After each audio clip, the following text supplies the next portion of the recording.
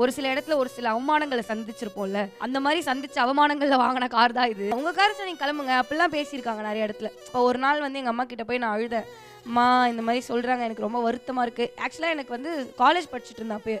அப்போ வந்து நான் எக்ஸாமும் எழுத போணும், ஷூட்டிங் போணும் அந்த மாரி ஒரு சிச்சுவேஷன் இருக்கும்போது, நீங்க வேணா டாக்ஸி போட்டு கிளம்புங்கன்னு டாக்ஸி அப்பதான் வரவே மாட்டாங்க. ஐயோ! எவ்வளோ நேரம் அந்த மாரிலாம் பயங்கர ஃப்ரஸ்ட்ரேட் ஆகும்போது எங்க அம்மா சரி நீ எவ்வளோ சேர்த்து வச்சிருக்கேன்னு சொல்லு நான் கொஞ்சம் காசு தரேன். நம்ம இஎம்ஐல போட்டு ஒரு கார் எடுத்துக்கலாம்னு சொல்லி அப்படி வாங்குனது தான். நம்ம ஷூட்டிங்லாம் கூட்டிட்டு போகும்போது என்ன பண்ணுவாங்கன்னா, இப்போ சீனியாரிட்டி அந்த மாதிரிலாம் பார்த்து தான் நம்மள வந்து கூட்டிட்டு போவாங்க கரெக்ட்டா? அப்ப வந்து நம்ம 8 மணிக்கு தான் செட்டுக்கு போனோம். ஆனா காலையில 4 மணிக்கு 5 மணிக்கெல்லாம் நம்மளுக்கு வந்து வேன் வந்துரும். நம்ம அப்படியே தூக்க கலக்கத்துல போனா நம்ம வீடு இங்க தான் இருக்கும். அங்க போயிட்டு, இங்க போயிட்டு சுத்திட்டு திருப்பி நம்ம வீட்டு வழியா தான் போவாங்க. ஐயா இது என் வீடு தாங்க. இப்ப கூட்டு போயிருக்கலாம். இல்ல மேம் இது பிக்கப் பண்றதுக்கு ஒரு ஆர்டர் இருக்கு. ஓ! அப்படியா சொல்றீங்க? அதே மாரி ஷூட் முடிஞ்சதுக்கு அப்புறமாவும் எப்படி இருக்கும்னா, நம்மளுக்கு முடிஞ்சிரும். 3 மணிக்கெல்லாம் முடிஞ்சிரும். ஆனா அவங்களுக்கு 7 மணிக்கு முடிஞ்சா தான் நம்ம வீட்டுக்கு போ முடியும். அந்த மாரிலாம் இருக்கும்ல. அப்பல்லாம் ஒரு கட்டத்துல எனக்கு எப்படி இருக்கும்னா, ச்சே நம்மளுக்குன்னு ஒரு கார் இருந்துச்சுன்னா நல்லா இருக்குமே அப்படின்லாம் இருக்கும். ரொம்ப ஆசைப்பட்டு வாங்குனேன். ஐய்யய்யோ! இது என்னோட சொந்த தம்பி என் கூட பொறந்திருக்கான். தெரியுதா பார்த்தா அப்படி? தெரியுதா? தெரியல தானே?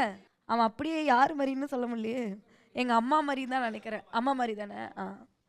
அவன் நிறைய வந்து சண்டைலாம் வருமா? எனக்கும் என் தம்பிக்கும் அடிச்சுப்போம். ரிமோட்லாம் பறக்கும். அதான் செங்கல் டாஸ்க்லாம் ஆடும்போதெல்லாம் ஒண்ணுமே கிடையாது.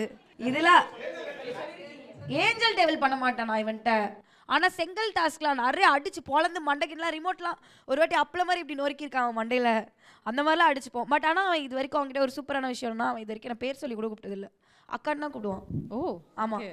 அவன் அப்படிதான் அதான் நான் சொல்றேனே. அவனுக்கு வந்து எங்க அக்கா கெட்டதா பேசுறேன், நல்லதா பேசுறேன்றலாம் அவனுக்கு இல்ல. அக்கா அவனுக்கு. அக்கா. அதனால அவன் இல்ல நிறைய பேர் சொல்லுவாங்க அக்கான்றது another mother அப்படிலாம் சொல்லுவாங்க. அப்படிலாம் கிடையாது. இல்ல.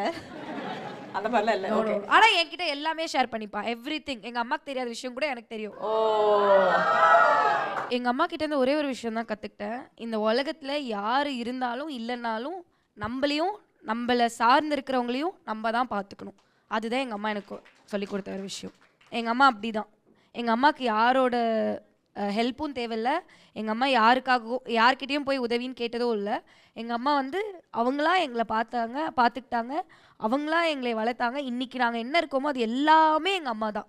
₹1 கூட யார்கிட்ட இருந்தும் வாங்கி எங்க அம்மா பண்ணதே கிடையாது. எங்க அப்பா போகும்போது அழுதுருக்காங்க, கஷ்டப்பட்டுருக்காங்க, எல்லாமே பண்ணியிருக்காங்க. பட் ஆனா அவங்களுக்கு ஒரே ஒரு கான்ஃபிடன்ஸ் என் பிள்ளைங்கள நான் வளர்த்துருவேன் அப்படின்ற ஒரு தைரியம் தான்.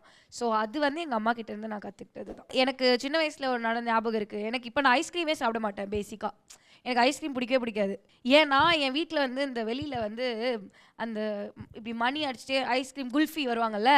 அப்ப வந்து எங்க அம்மா கிட்ட அம்மா ஐஸ்கிரீமா அப்படின்னு நான் ஒரு 3rd ஸ்டாண்டர்ட் படிக்கும்போதோ 4th ஸ்டாண்டர்ட் படிக்கும்போதோ இப்படி நான் எங்க அம்மாவை பார்ப்பேன். நான் இது எங்க அம்மா என்கிட்ட சொன்னது. அப்புறம் ஐயோ உங்களுக்கு எப்படி அது ஞாபகம் இருக்கு அப்படின்னு சொல்றேன். எங்க அம்மா சொல்லியிருக்காங்க. அப்போ வந்து 4th ஸ்டாண்டர்ட் படிக்கும்போது எங்க அம்மாவை இப்படி பார்ப்பேனா. பார்க்கும்போது எங்க அம்மா அப்படிதான் சொல்லுவாங்களாம். திருப்பி நான் பேசவே மாட்டேன். நான் பாட்டுக்கு திருப்பி விளையாட ஆரம்பிச்சிருவேன். ஸோ அந்த அளவுக்கு எங்க அம்மா சொல்லுவாங்க நீ ரொம்ப அண்டர்ஸ்டாண்டிங்கா இருந்திருக்க நம்ம கிட்ட காசு இல்லைனாலுமே அப்படின்னு எங்க அம்மா சொல்லியிருக்காங்க. அன்னிலேருந்து நான் எங்க அம்மா கிட்ட ஐஸ்கிரீம் கேட்டதே கிடையாதான்.